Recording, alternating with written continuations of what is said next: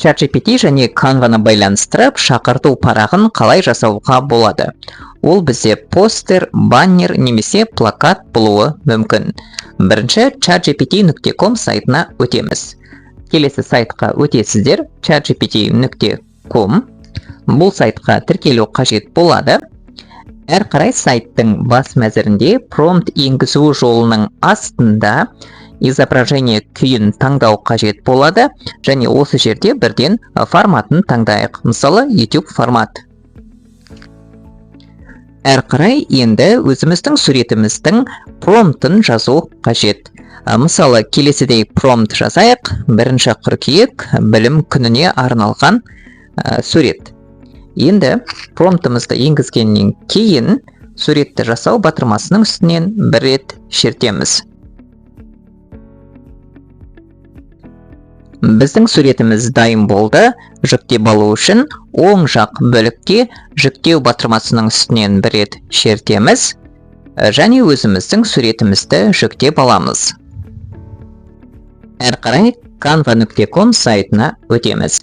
Келесі сайт canva.com. Сайтқа тіркелгеннен кейін сайттың бас мәзірі ашылады.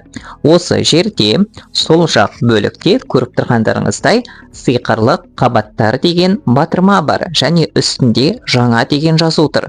Бұл жаңадан пайда болған мүмкіндік дегенді білдіреді Canva сайтындағы. Осы сиқырлы қабаттар батырмасының үстінен бір рет шертеміз. Әр қарай бізге жаңа терезе ашылады. Осы жерде файлды жүктеу батырмасының үстінен бір рет шертеміз.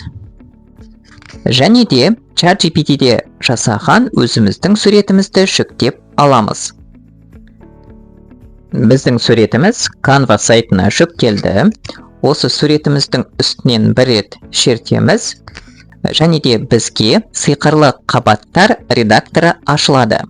Көріп тұрғандарыңыздай жасанды интеллект автоматты түрде ChatGPT-де жасалған біздің суретімізді жүктелген сканерлейді.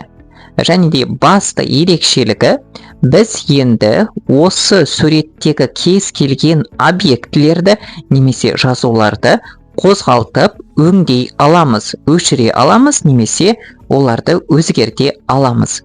Мысалы, мына бір глобусты алып, біз басқа жерге жылжытып қоя аламыз. Дәл сол сияқты өзіміз өзгерткіміз келген кез келген объектілерді жылжытып өзгерте аламыз, немесе жазуларда қателер болса, оны өңдеп қайтадан түзете аламыз. Және де барлық түзетулерді енгізгеннен кейін сақтап, қайтадан өзімізге жүктеп алсақ болады.